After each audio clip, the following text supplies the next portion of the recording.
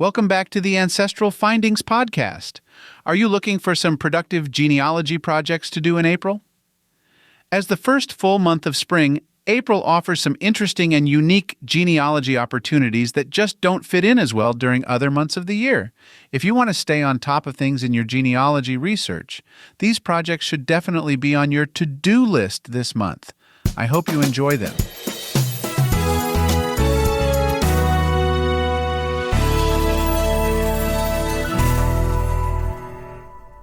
Number 1.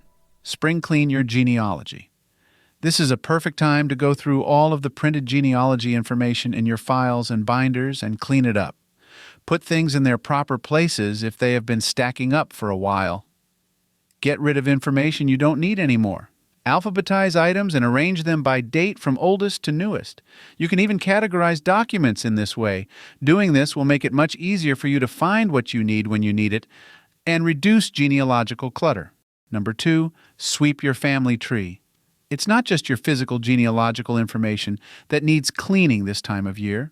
This is also a perfect time to prep your digital family tree for work for the year ahead.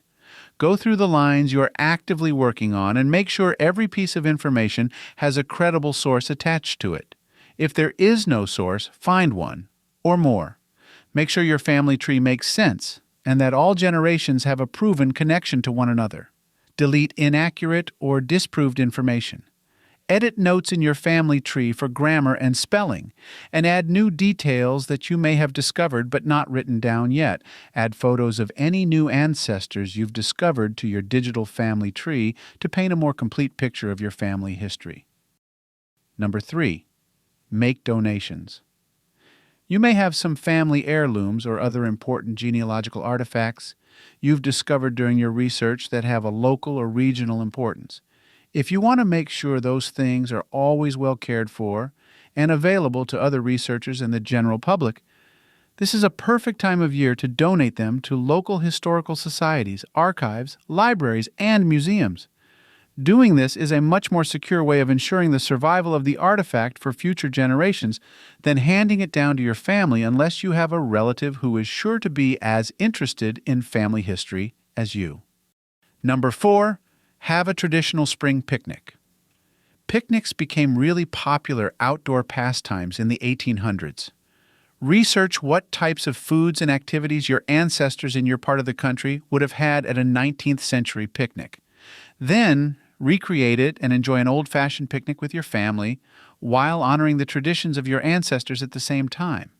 If the place where your ancestors would have had picnics is still available for that kind of use, then have it there.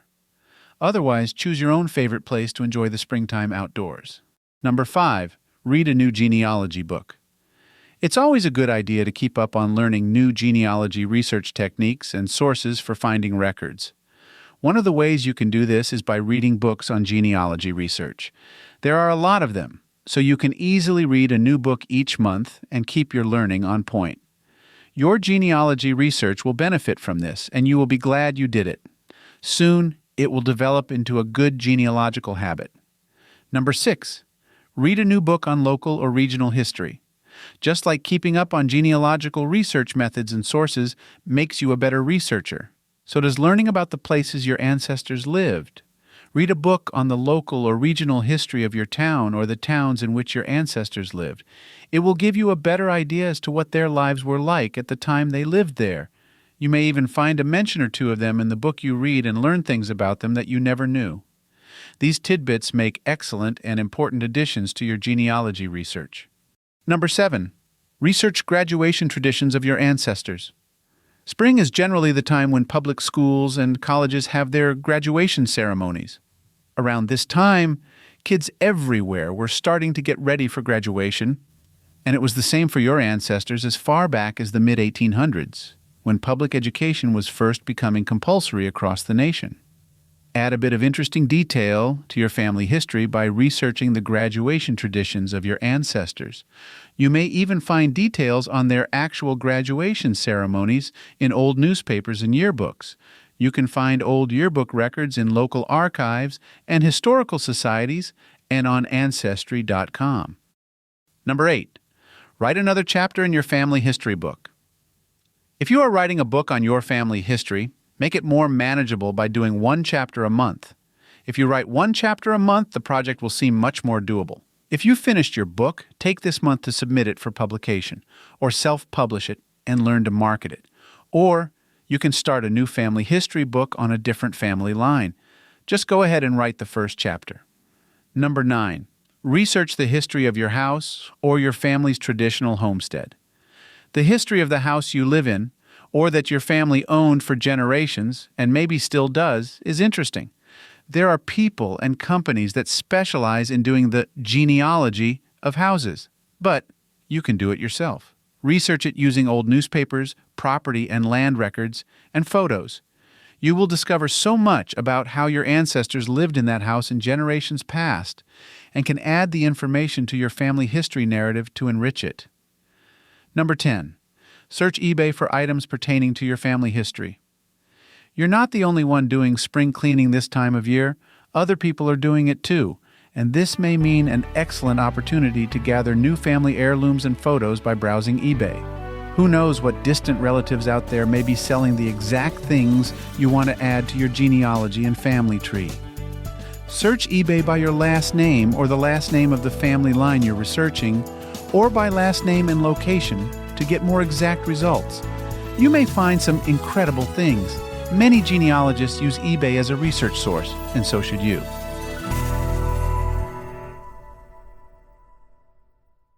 Thank you for listening and subscribing to the Ancestral Findings podcast.